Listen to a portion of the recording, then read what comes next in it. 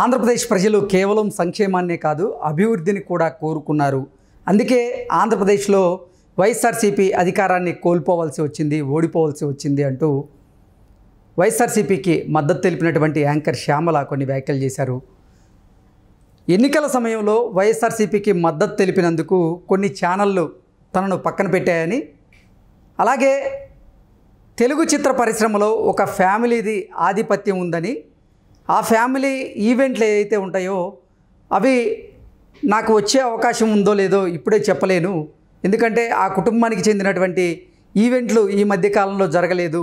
రానున్న రోజుల్లో ఆ కుటుంబానికి సంబంధించినటువంటి ఈవెంట్లు జరిగినప్పుడు నాకు అవకాశం ఇస్తారో లేదో అప్పుడు తెలుస్తుంది, నేను ఇప్పుడు చెప్పలేనంటూ కూడా యాంకర్ శ్యామల ఒక కుటుంబం గురించి చెప్పినటువంటి నేపథ్యంలో ఆ కుటుంబం ఏది, ఎవరిని ఉద్దేశించి యాంకర్ శ్యామల అటువంటి వ్యాఖ్యలు చేశారు అనే దాని మీద మనం విశ్లేషణ చేసుకునేటువంటి ప్రయత్నం చేద్దాం. ప్రస్తుతం మనతో పాటు ఉన్నారు ప్రముఖ రాజకీయ విశ్లేషకులు, ప్రముఖ సామాజికవేత్త కృష్ణకుమారి గారు. మేడంతో మాట్లాడదాం. మేడం నమస్తే. మేడం నమస్తే.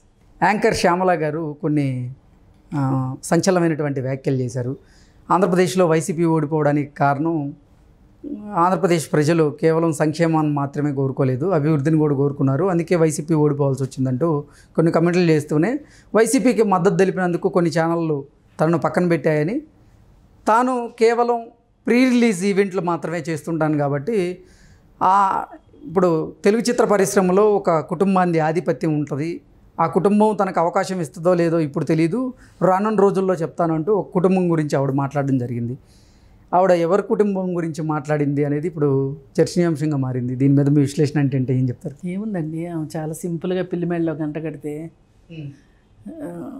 మెగా ఫ్యామిలీ వాళ్ళకి వ్యతిరేకంగానే కదా ఆవిడ పనిచేసింది. ఆమె బాగానే చెప్పింది, చెప్పకనే చెప్పింది.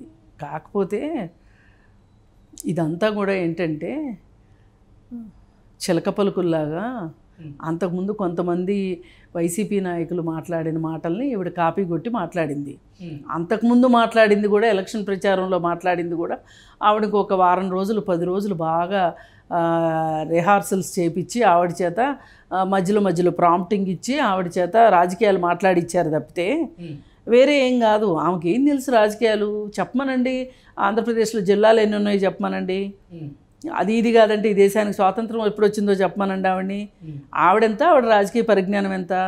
ఇలా ప్రతి వాళ్ళు రాజకీయాలు మాట్లాడటం వల్లే రాజకీయాలను కూడా ఆమె ప్రీ రిలీజ్ ఫంక్షన్స్కి ఈవెంట్స్ చేసే అలవాటు ఉంది కాబట్టి ఆ ఈవెంట్స్ చేసేటప్పుడు జనాలను ఉర్రూతులుగా ఇచ్చే డైలాగులు మాట్లాడడం తెలుసు కాబట్టి ఆవిడని ఒక ఈవెంట్ మేనేజ్మెంట్కి పిలిచారు తప్పితే రాజకీయ ప్రచార సభలకు పిలిచినట్టు పిలవలా. ఈమె కూడా ఏంటంటే ఆమె గురించి ఆమె చాలా ఎక్కువ అంచనా వేసుకొని ఇదంతా ఒక స్క్రిప్టెడ్ ప్రోగ్రామ్ ఉంటుంది ఎక్కడ మన సినిమాల్లో, దానికి మళ్ళీ ఎదురు మాట్లాడే వాళ్ళు ఉంటారు. కానీ రాజకీయాలు అట్లా కాదు. ఎప్పటికప్పుడు జనాలు మాట్లాడేదాన్ని వాళ్ళ స్పందనలు ప్రతిస్పందనలు చూసి మనం స్పందించాల్సి ఉంటుంది. అందుకే నేను ఇంతకుముందు కూడా అన్నాను, పిల్లకాకి ఏం తెలిసి ఉండేది దెబ్బ అని. ఏం తెలిసి ఈమెకు రాజకీయాలు? వాళ్ళు అడిగారో ఈమె వెళ్ళిందో తెలియదు, కానీ పెద్ద పెద్ద రాజకీయ నాయకుల గురించి పెద్ద పెద్ద మాటలు మాట్లాడింది. మనం మాట్లాడేటప్పుడు మనం ఎంత, మన స్థాయి ఎంత, ఏదో అంటాడు కదా రావు రమేష్ అంటాడు కదా, నీ గేజ్ ఎంత, నీ పరిమాణం ఎంత, నీ గరిమినాభి అన్నీ చూసుకోమని ఒక సినిమాలో అంటాడు. చాలా బాగుంటుంది డైలాగు. అట్లా ఎవరి కాళ్ళు వాళ్ళు ఏంటో అని తెలుసుకోవాలి. ఏమి తెలియకోకుండా వచ్చేసేసి పిలిచారు ఇంతే చాలు అన్నట్లు, కారు ఒకటి ఉంది కదా అని చెప్పి వచ్చేసేసి నేను నియోజకవర్గాలు తిరిగేశాను, కానీ నేను తిరిగిన ప్రతి చోట వాళ్ళ స్పందన చూస్తే ఖచ్చితంగా వైసీపీ గెలుస్తుంది అనిపించింది, కానీ ఎందుకు గెలవలేదో నాకు అర్థం కావట్లేదు. ఇవన్నీ జగన్మోహన్ రెడ్డి మాట్లాడిన మాటలేగా. అవన్నీ చూసి కాపీ డైలాగులు. మాకు అర్థం కావట్లేదు అసలు ఏం జరిగిందో, ప్రజలు మమ్మల్ని ఎందుకు తిరస్కరించారో, అవాతాతలు ఏమైపోయారో, వాళ్ళు ఏమైపోయారో, అక్క చెల్లెమ్మలు ఏమైపోయారో, అది ఏమైపోయారు ఓపోయాడు కదా ఆ రోజు టీవీ ముందు కూర్చొని. మరి అసలంటూ చిత్తశుద్ధి ఉంటే కూర్చుని మాట్లాడుకుంటే నీకు అర్థం అవ్వాలి ఎందుకు ఓడిపోయామని. అంటే ఆవిడ క్లియర్గా చెప్పారు కదా మేడం, వైసీపీ కేవలం సంక్షేమానికి మాత్రమే పరిమితమైంది, అభివృద్ధి ఎక్కడా చేయలేదు, అందుకే ఆంధ్రప్రదేశ్ ప్రజలు. ఈ మాట ఇప్పుడు ఇప్పుడు శ్యామల చెప్పిందని మీరు అంటున్నారు. ఇంతకుముందు ఎవరు చెప్పలేదా? ఇంతకుముందు ఎవరు మాట్లాడలేదా ఈ మాటలు? అంటే వైసీపీ నాయకులు బయటకు వచ్చి అసలు మేము అభివృద్ధి చేసింది నిజంగా అదే, అంటే అభివృద్ధి గురించి ఎక్కడా మాట్లాడలేదు కదా. వాళ్ళు చెప్పారు క్లియర్ కట్గా, సారాయి వల్ల ఓడిపోయా, లిక్కర్ వల్ల ఓడిపోయామని ఒకళ్ళు చెప్పారు, ఇంకొకళ్ళు ఇంకొక కారణం ఇంకొక కారణం చెప్పారు. కేవలం మేము బట్టలు నొక్కినందువల్లే గెలవము, ఇంకా చాలా పనులు చేయాల్సి ఉంటుంది, అది మన అధినాయకుడికి అర్థం కాలేదని కొంతమంది మాట్లాడిన వాళ్ళు ఉన్నారు. అన్నీ వచ్చేసినాయి. ఈమె ఏం చెప్పక్కర్లా, ఈమెకి రాజకీయాల గురించి ఏమీ తెలియదు. ఈమె అది ఒక ఈవెంట్ మేనేజ్మెంట్ అన్నట్టు వెళ్ళింది. రాజకీయాలు ఎప్పుడు ఈవెంట్ మేనేజ్మెంట్లు కాదు, అది గుర్తు చేసుకోవాలి. అది ఆమెకు తెలియకెళ్ళి ఇంకా అక్కడికి వెళ్ళిన తర్వాత ఏం చేయాలో తెలియక, ఇప్పుడు నాకేమీ తెలీదు, నేను మాట్లాడినవన్నీ మర్చిపోండి, అసలు అవన్నిటితో సంబంధం లేదండి, మీ అందరికీ ఒక నమస్కారం అండి, నన్ను మళ్ళీ నా అవకాశాలు నాకు ఇప్పించండి, నా పొట్ట మీద కొట్టొద్దండి అని ఇప్పుడు దొంగేడుపులు ఏడుస్తుంది. ఈ దొంగేడుపులు ఏడ్చే ముందు ఇప్పుడు దొంగేడుపులు ఏడుస్తున్నావు. నువ్వు అంతకుముందు నువ్వు మాట్లాడిన ఒకసారి గుర్తు చేసుకో. అప్పుడు ఏం మాట్లాడిందండి ఆవిడ? మాట్లాడిందంతా మాట్లాడి, నేను ఎవరి పేరన్నా చెప్పానా, వాళ్ళు అది కాబట్టే వాళ్ళు మేమే అని వాళ్ళు భుజాలు తడువుకుంటున్నారని మాట్లాడింది. ఇప్పుడు అందరం మాట్లాడాం కదా శ్యామల గురించి. నువ్వెంత, నీ ఆయన రాజకీయ జీవితం అంత లేదు, నీ వయసు, ఆ సీనియర్ పొలిటీషియన్ పట్టుకుని నువ్వు ఆ మాట అంటావా అంటే, ఆయన పేరు నేను ఎక్కడ చెప్పాను అని చెప్తుంది. కానీ తెలివిగా మన సాక్షి ఉప్పు ఉంది కదా, ఆ సాక్షి ఉప్పు ఈవిడితో మాట్లాడిచ్చింది. మరి ఏదేమైనా రాజకీయాల్లోకి వచ్చి పనిచేసుకునే స్వేచ్ఛ ఎవరికైనా ఉంటుందండి. మీరు నమ్మిన వాళ్ళకి ఓట్లేసి అని చెప్పుకునే హక్కు మీకు ఉంటుంది. ఈ హక్కులన్నీ ఉంటాయి. కానీ ఒక రాజకీయ నాయకుడి గురించి మాట్లాడేటప్పుడు వాళ్ళ వయసు, వాళ్ళ అనుభవము, వాళ్ళ చరిత్ర అన్నీ చూసుకుని మాట్లాడాలి. నీకు ఒక కథ చెప్పగానే, ఒక పిట్ట కథ చెప్పగానే ఆ పిట్ట కథని యథాతథంగా నువ్వు అప్పచెప్పేసేస్తే, అంటే యాంకర్ శ్యామల తన అవకాశాలను చేజేతులా తనే కాజేసుకుంది అని చెప్తున్నారు. నేను అనను. అసలు ఇలా మాట్లాడినందువల్ల అవకాశాలు పోతాయని ఆమె అనవసరంగా భుజాలు తడువుకుంటుంది, భయపడుతుంది. ఇంత భయం ఉన్న వాళ్ళు అసలు దీంట్లోకి రాకూడదు. అసలు ఈమె అవకాశాలు ఎవ్వరూ తీసేయలేరు. ఇప్పుడు ఈవిడ దగ్గర క్యాలిబర్ ఉంటే, ఈవిడికి ఇంకొకళ్ళు ప్రత్యామ్నాయంగా ఎవరూ లేకపోతే ఈమె అవకాశాలు ఏమకే ఉంటాయి. ఇప్పుడు అక్కడ ప్రొడ్యూసర్ ఏం చూస్తాడు? నేను తీసేదానికి న్యాయం చేసేది ఎవరు, యాక్షన్ చేయగలిగేది ఎవరు, పండించగలిగేది ఎవరు అనేది చూస్తారు. అంతేగాని ఈమె ఇంతకుముందు చంద్రబాబు నాయుడిని తిట్టింది కాబట్టి, ఇంకోటి కాబట్టి ఆవిడకి ఇవ్వను అని ఎవరు అనరు. ఇది ఈమె అనేసుకుంటుంది. అప్పుడు అనడం ఎంత గుడ్డిగా మాట్లాడిందో ఇప్పుడు అనేది కూడా అంతే గుడ్డిగా మాట్లాడుతుంది. అది నేను చెప్పదలుచుకుంది. ఇప్పుడు నీ వల్ల నీకేదో జరిగిపోద్దని నువ్వు బాధపడడం అనవసరం. అంతగా అనుకుంటే కనుక దిగే ముందే తెలుసుకోవాలి ఏం జరగబోతుంది, పరిణామాలు ఏంటి, ఎటు దారి తీస్తాయి, ఏమవుతుంది, ఒకవేళ ఏమైనా ఎదురు కొడితే ఏంటి జరుగుతుంది అనేది ఆలోచించుకోవాలి.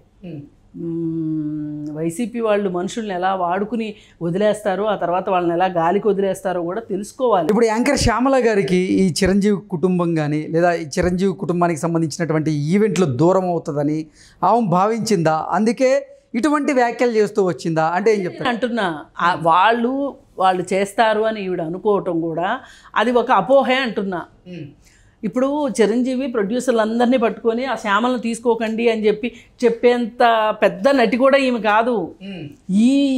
ఈ పిల్ల చేప గురించి ఆలోచించాల్సినంత అవసరంలో చిరంజీవి లేడు. ఆయన కుటుంబం కూడా లేదు. ఈమె ఎక్కువ ఊహించేసుకుంటుంది.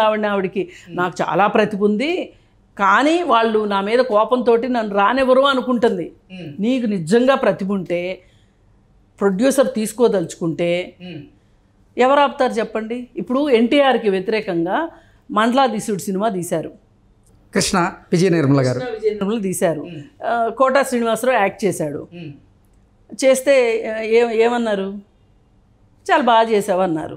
కృష్ణకి విజయ నిర్మలకి ఏమైనా అవకాశాలు తీసేశారా? వాళ్ళు ముఖ్యమంత్రిగానే ఉన్నారుగా. మరి కృష్ణ విజయ నిర్మల ఏ రోజు బాధపడలా, ఇట్లా మాట్లాడలా, అమ్మో మాకేమైపోద్దో అని మాట్లాడలా. ధైర్యం అంటే అది, ధీమా అంటే అది. వాళ్ళు నమ్మారు, తీశారు. వాళ్ళు కాంగ్రెస్ పార్టీలో పనిచేశారు. అప్పుడు తెలుగుదేశం ఉధృతంగా ఉన్న టైంలో కూడా వాళ్ళు కాంగ్రెస్ పార్టీలో పనిచేశారు వాళ్ళు. మరి ఆ రోజు మరి వాళ్ళు అలా అనుకోలేదే. అంటే వాళ్ళ అవకాశాలను దెబ్బతీసేలాగా సీనియర్ ఎన్టీఆర్ కూడా ఏ నిర్ణయం తీసుకోలేదు. తీసుకోవటానికి అవ్వదండి. ఇది ఏంటంటే సినిమా ఫీల్డ్ అనేది ఎవరికి ప్రతిభ ఉంటే వాళ్ళకి, ఎవరు ప్రతిభ ఒక్కటే కాదు, అక్కడ మేనేజ్ చేసుకోవడం కూడా కొంత ఉంటుంది, సత్సంబంధాలు అవన్నీ కూడా ఉంటాయి. మరి నువ్వు అంత భయం వేసేదానివి నువ్వెందుకు ఇంతెందుకు దిగిపోయావు నువ్వు? మరి అంటే నువ్వేమనుకున్నావు అంటే ఖచ్చితంగా జగనే వస్తాడు, జగనే వస్తే నాకే పదవి వస్తుందో ఏమొస్తుందో ఏంటో అనుకుని నువ్వు దిగావు. నువ్వు స్వార్థానికే దిగావు. నువ్వు రాజకీయాల మీద ప్రేమతో కానీ జగన్మోహన్ రెడ్డి మీద ప్రేమతో కానీ నువ్వు దిగలా. నువ్వు నిజంగా జగన్మోహన్ రెడ్డి మీద ప్రేమ, వైసీపీ పార్టీ మీద ప్రేమ ఉంది, స్వలాభం కోసం మాత్రమే ఆవిడ వైసీపీకి సపోర్ట్ చేసిందంటారా? అంతే. నిజం అలా కాకపోయి ఉంటే ఇవాళ ఈ దొంగ ఏడుపులు ఏడవదు. అది నేను అనేది. ఎస్, నేను ఇష్టపడ్డాను, ఏదన్నా ఫేస్ చేయడానికి నేను రాజకీయాల్లోకి వచ్చాను అని వాడు మాట్లాడి ఉండేది. ఆవిడ దాన్ని ఒక ఉద్యోగంలాగా చూసింది, ఆవిడ ఒక అసైన్మెంట్ లాగా చూసింది. కాబట్టి అసైన్మెంట్ తర్వాత ఏం జరుగుద్ది అని ఇప్పుడు ఆలోచిస్తుంది. ఇది చేసే ముందు ఉండాలి. నేను అదే అందుకే అంటున్నా, మళ్ళీ చెప్తున్నా, పాలిటిక్స్ ఎప్పుడు కూడా ఈవెంట్ మేనేజ్మెంట్ కాదు. సినిమాలు వేరు, ఈవెంట్ మేనేజ్మెంట్ వేరు, సీరియల్ వేరు, రాజకీయాలు వేరు. అది దానికి మనం ఎక్కడ గోడ కట్టాలో అక్కడ గోడ కట్టడం రావాలి. అందుకే అనుభవం పరిణితి లేక, పైగా ఓ పక్కన హస్బెండ్ మీద కేసులు ఉన్నాయి, ఆ కేసులు విషయంలో ఏమన్నా హెల్ప్ చేసుకోవాలని, పైగా హస్బెండ్ రెడ్డి కాబట్టి రెడ్డి అని చెప్పి అనుకుంటే అక్కడ ఏదో జరిగిపోద్ది అనుకుంది. అక్కడ ఇట్లాంటి రెడ్లు చాలామంది ఉన్నారు, పెద్ద రెడ్లే బోల్డ్ మంది ఉన్నారు. ఏదేమైనా ఆమె అనుకున్నది డామిట్ కథ అడ్డం జరిగింది అంతే. Okay madam, thank you so much. Thank you.